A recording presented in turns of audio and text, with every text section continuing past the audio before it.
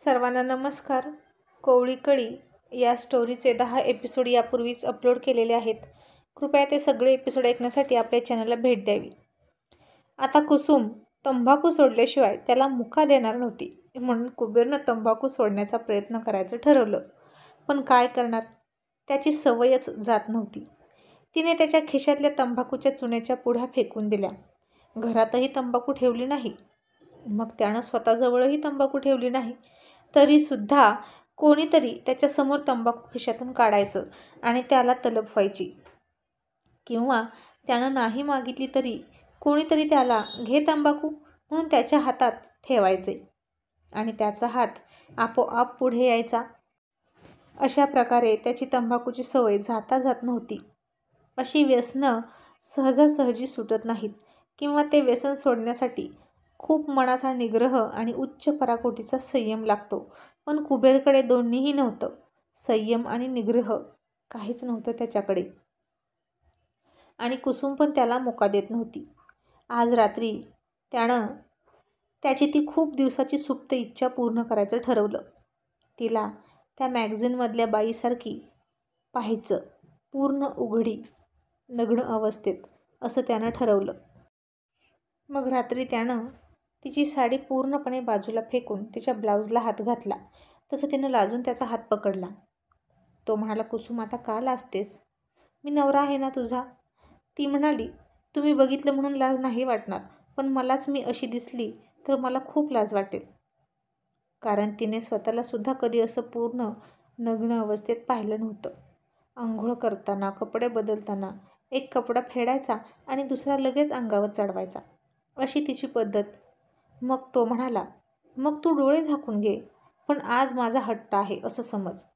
मुका नको देऊस, पण हे तरी कर ना माझ्यासाठी. ती म्हणाली, ठीक आहे.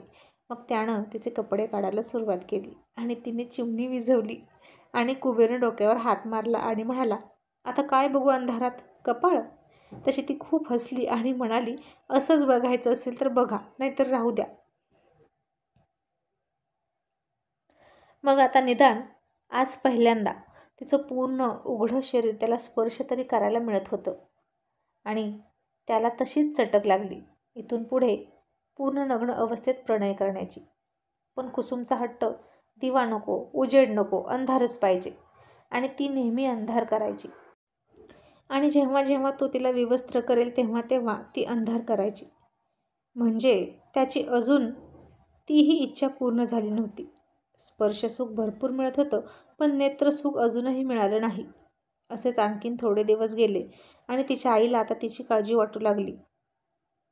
बाजार दिवशी तिच्या सासरची जी कोणी मंडळी भेटतील ती त्यांना विचारायची, कुसुम कशी आहे, कुबेर कसा आहे. लांबूनच ती त्या दोघांची चौकशी करायची, पण ढवळाढवळ जास्त करत नव्हती. तिचं मन सारखं तिकडंच लागलेलं असायचं. कुठून काही वाईट साईट ऐकायला मिळतंय का काय, वाईट बातमी कळते की काय असं वाटायचं तिला. काही दिवस तरी काहीच समजलं नाही. सगळं सुरळीत चालू होतं. पण तिचा सासरा भेटला की तो मात्र कुबेरच्या तक्रारी सांगायला सुरुवात करायचा. तो कामाला जात नाही, बायकोच्या मागे फिरतो, नुसता फिरून खातो, आमचं खातो आणि आम्हालाच भांडतो, असं काही बाई म्हणत बसायचा. मी त्याला वेगळा ठेवीन, घरातून बाहेर काढीन असं म्हणायचा. कुसुमची आई म्हणाली, तुझा मुलगा आहे, जे तुला योग्य वाटतं ते कर.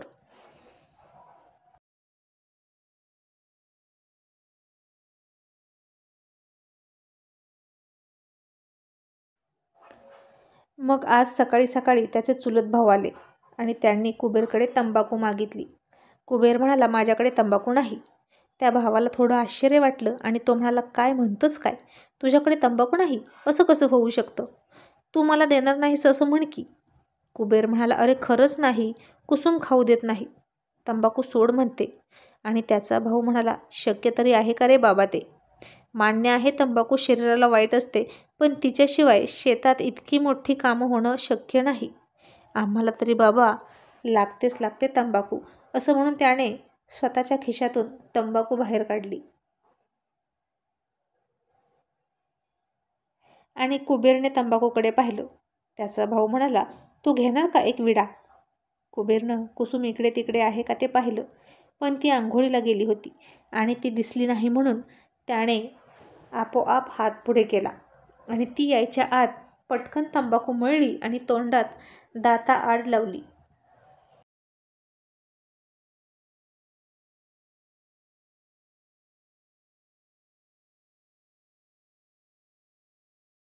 आणि आता त्यांचं बाथरूम म्हणजे घराच्या बाहेर उघड्यावर दगडाच्या गुडघ्या इतक्या 4 भिंती करून बिनदरवाजाची बनवलेली एक न्हाणी होती.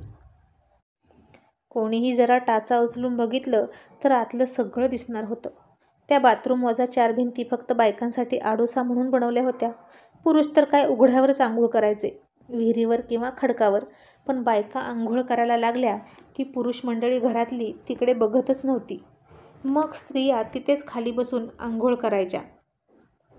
कसेबसे ओले कपडे खालून पायातून फेडायचे आणि वरून कोरडा परकर अंगात घुसवायचा. मग साडी गुंडाळून घरामध्ये येऊन पळत येऊन चेंज करायची. असं रुटीन असायचं.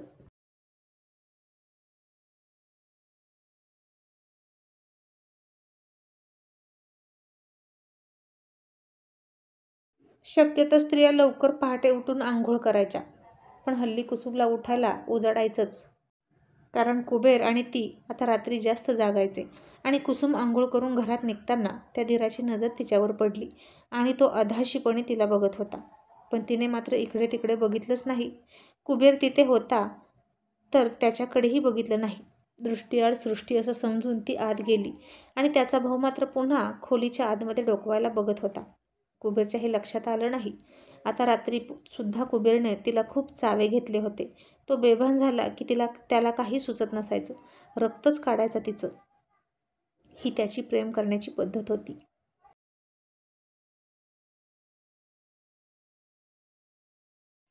मग कुसुम शेतात गेली. तिला शेतातही बायकांनी विचारलं, काय ग कुसुम, आता तुझ्या हाताला काय लागलं? पुन्हा नवरा बायकोने झटापट केली की काय? आणि कुसुम म्हणाली, काही नाही, मांजरानं बचकारलं.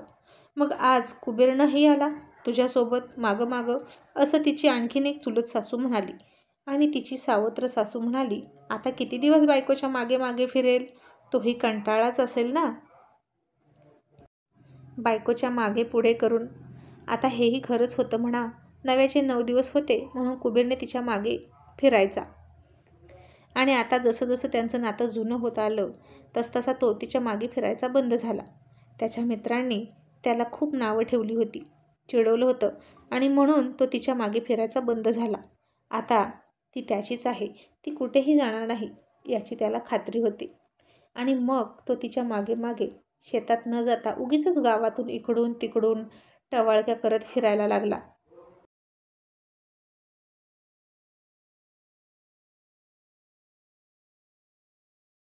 काम धंदा घरी आल्यावर काहीच करत नव्हता तो. कोळशाच्या इस्त्रीनं कडक इस्त्री करायचा कपड्यांना आणि रुबाब करत फिरायचा. खिशात पैसा आहे तोपर्यंत सगळ्यांना खाऊ पिऊ घालायचा आणि टावाळक्या करणारी मुलेसुद्धा त्याच्या मागे गोड गोड बोलत फिरायची. त्याला अजिबात सोडत नव्हती.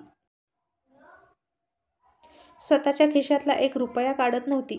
त्याच्याकडूनच खायला घ्यायची. आणि मग अधूनमधून जत्रा वगैरे आली की कुबेर कुसुमला जत्रेत घेऊन जायचा. खूप फिरवायचा. तिकडेच खूप खायला घालायचा. एकदा तर त्याने तिच्यासाठी उंच टाचेचे सँडल आणले, पण आता ती घालतच नव्हती.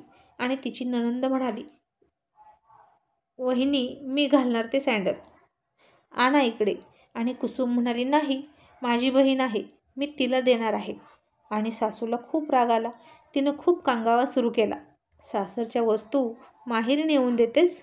तुझ्या माहेरी भीक लागली आहे का? ते काही नाही, हे सँडल माझीच मुलगी वापरणार, कारण ते तिच्या भावाने आणले आहेत. आणि असं म्हटल्यावर कुबेरचाही नाईलाज झाला.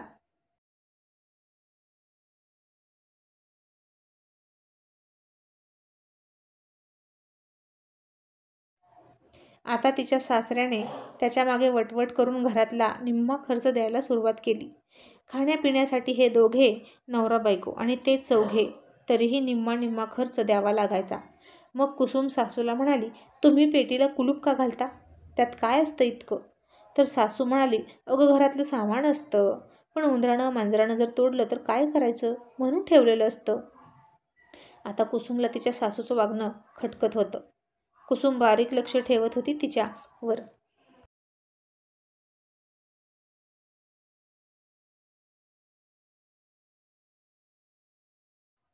पण शेवटी काय करणार, सासूच होती ती. कशी का असेना तिचाच हुकूम घरात चालणार होता, कारण घरातला मुख्य कारभारी म्हणजे तिचा सासरा तो सासूच्या मुठीत होता ना.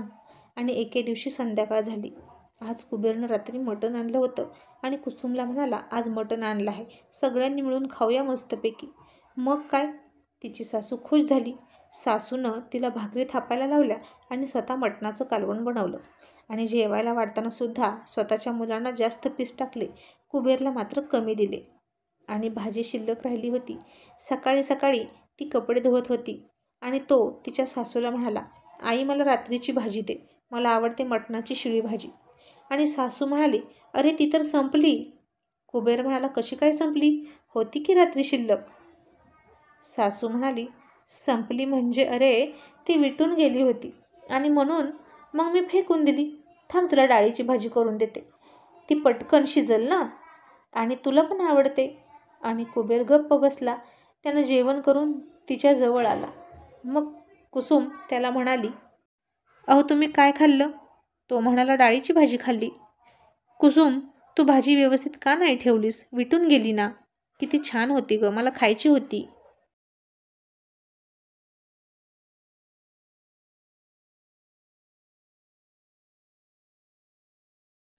कुसुम म्हणाली, असं कसं झालं, मी तर ती पाण्यात ठेवली होती झाकून. तुम्ही रात्रीच म्हणाला होता ना की तुम्हाला शिळं मटण खायचं आहे, म्हणून मी मुद्दाम हवेशीर ठेवली होती. तो म्हणाला, अगं आई म्हणाली की ती विटली आणि फेकून दिली. आता मी कशाला बघतोय ग, आज जाऊन. तिनं सांगितलं आणि मला पटलं. कुसुम म्हणाली, थांबा तुम्हाला दाखवते मी. असं म्हणून ती घरात गेली आणि सासूने तिच्या पाठीमागे लपवून ठेवलेली ती भाजी दाखवली आणि म्हणाली, आत्या ही भाजी विटली आहे का. आणि सासूची लबाडी रेड हँड पकडली गेली. आणि सासू लगेच शब्द बदलत म्हणाली, अगं मला वाटलं विटली असेल, म्हणून मी तसं म्हणाले. आणि आता कुबेरही काही बोलला नाही आणि कुसुमही गप्प बसली. पण सासूला मात्र कळून चुकलं की आता जास्त काळ कुसुमला या घरात ठेवणं धोक्याचं आहे.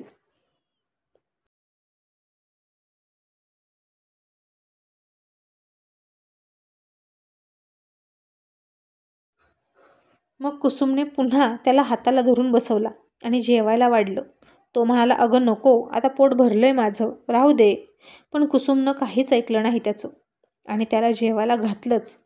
तर अशी ही सासू एक घाससुद्धा कुबेरला नीट देत नव्हती. आणि इथून पुढे कुसुमनं ठरवलं की आपल्या नवऱ्याला आपणच जेवायला वाढायचं.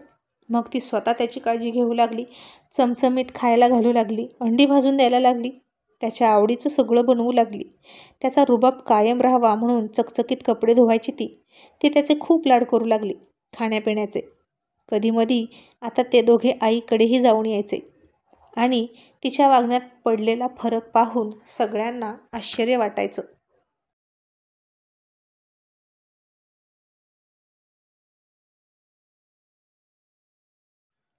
आणि बरंही वाटायचं की कुसुमचा संसार एकदाची मार्गी लागला.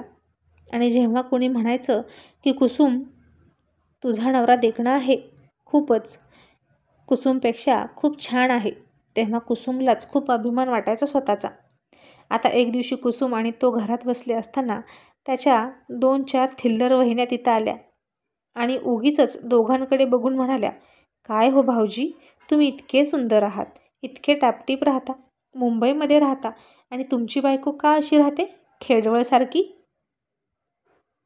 साडीची पिन करत नाही, उंच टाचेचे सँडल वापरत नाही, टिकली तर बघा कशी मोठी आणि उभी लावते आणि केसाला सतत मधूनच भांग पाडलेला असतो तिच्या. आणि कुसुमला खूप राग आला, पण ती काहीच नाही म्हणाली.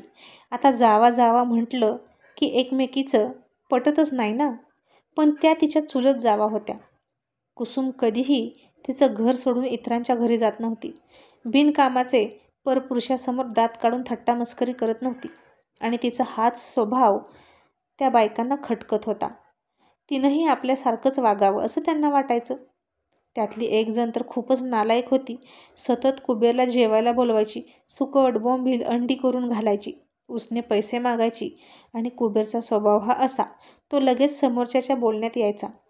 तो एकदा दिलेले पैसे परत मागतच नव्हता. खरंच तो नावाप्रमाणेच कुबेर होता, खूप मनमोकळा, पण त्याच्याजवळ पैसा टिकत नव्हता. एकतर तो खर्च करायचा किंवा उसने द्यायचा आणि त्याच्या याच स्वभावाचा सगळेजण बरोबर गैरफायदा घ्यायचे.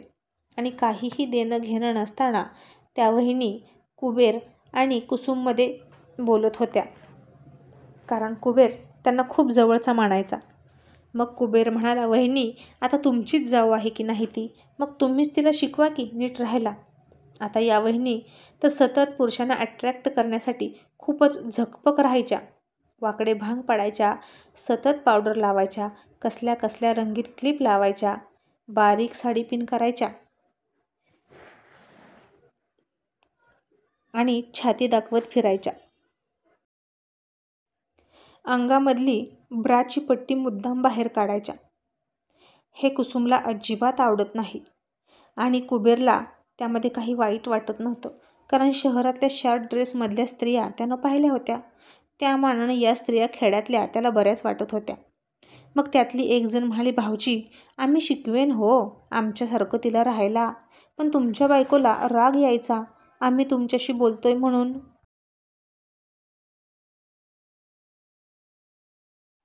कुबेर म्हणाला, वहिनी अहो ती येण्या अगोदर तुमचं आणि माझं नातं आहे की नाही, मग तिला कशाला वाईट वाटेल. आणि कुसुम तू वहिनींकडून शिकून घे गं चांगलं कसं राहायचं, जरा मला शोभेल असं राहा की, असं तो सुद्धा सहज म्हणाला. आणि कुसुमला खूप वाईट वाटलं.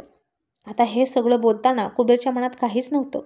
मग रात्री झोपताना तो तिच्याजवळ गेला आणि त्यानं तिच्या साडीत हात घातला आणि तिने हात झटकला आणि ती म्हणाली, अजिबात हात लावू नका मला, मी व्यवस्थित राहत नाही ना, तुम्हाला शोभत नाही ना, मग ज्या तुम्हाला शोभतात त्यांच्याकडे जाऊन निजा.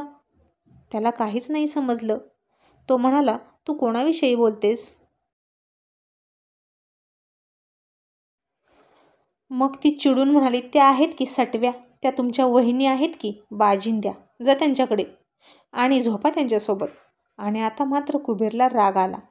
तो त्या वहिनीकडे अशा अर्थाने कधी बघतच नव्हता आणि त्यानं चिडून पुन्हा कुसुमच्या कानाखाली दिली आणि पुन्हा कुसुम रडायला लागली. पण तिला आता कुबेरचा आणि त्या किळस वाण्या घाणेरड्या बायकांचा सुद्धा खूप राग आला. पण ती काहीच करू शकत नव्हती. तशीच मुसमुस करत रडायला लागली आणि खरंच त्या बायकांचं आणि कुबेरचं काही संबंध असतील का, अशी भीती तिला वाटायला लागली.